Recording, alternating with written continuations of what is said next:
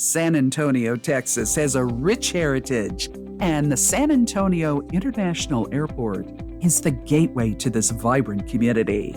The FAA is proposing to modernize the flight paths into and out of this airport. This proposal is part of a nationwide strategy to modernize the entire national airspace system. It would help bring in aircraft quicker and reduce delays.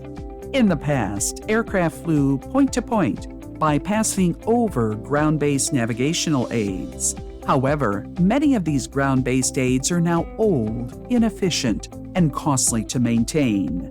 Therefore, the FAA is proposing to replace them with satellite-based procedures. These new procedures allow pilots and controllers to use more direct routes, which can help the environment by reducing fuel burn. One of the procedure types, the Standard Terminal Arrival Procedure, or STAR, has built-in speed and altitude requirements, which are programmed into the airplane's flight computers. They allow the aircraft to essentially glide down on idle power. This is called an Optimized Profile Descent, or OPD. It's like driving a car from a highway to an exit ramp and then a neighborhood street, but seamlessly and without stopping. Placing an aircraft on a continuous and predictable path improves safety and efficiency. San Antonio has 3 runways. Runway 422 runs southwest to northeast. Runway 13 right, 31 left runs from the southeast to the northwest. There is also a shorter parallel runway next to 13 right, 31 left, and it is designated as 13 left, 31 right.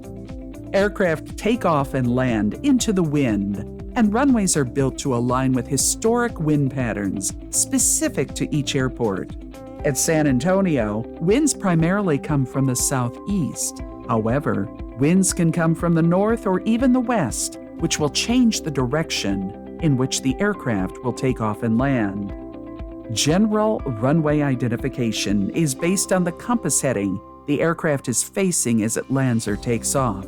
For example, runway 422 is facing approximately 40 degrees in one direction and 220 degrees in the opposite direction. If you drop the 0 at the end of the compass heading, you will get 4 and 22. Even though a runway is a single strip of concrete, it is essentially treated as 2 separate surfaces.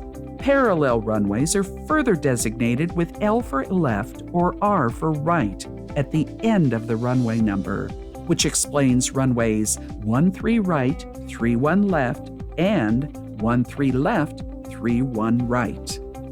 Air traffic controllers work in 3-dimensional space to keep planes safely separated vertically and horizontally.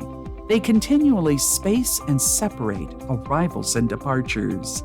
Satellite-based procedures make that job safer and more efficient because the separation requirements can now be incorporated within the procedure. Creating and publishing new flight procedures is a multi-step process.